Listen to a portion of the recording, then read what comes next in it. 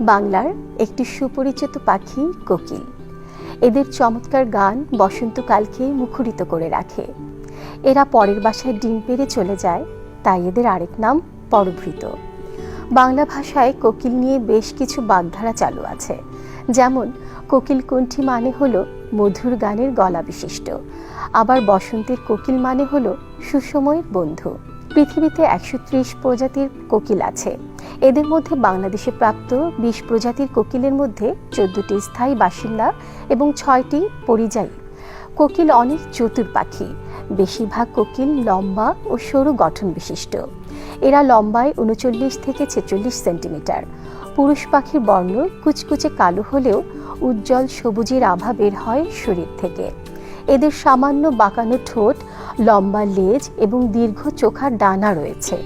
উভয় পায়েই সামনে ও পেছনের দিকে 2টি করে আঙুল বিদ্যমান। বেশিরভাগ কোকিল বৃক্ষচর, তবে বেশ কয়েক প্রজাতির ভূচর কোকিলের খোঁজ পাওয়া গেছে। এরা মরু ও মেরু অঞ্চল বাদে প্রায় পৃথিবী জুড়ে বিস্তৃত। বিষুবীয় অঞ্চলে এদের উপস্থিত প্রকট। পোকামাকড়, শুককীট ইত্যাদি এদের মূল খাদ্য। এছাড়াও ফলমূলও খায়।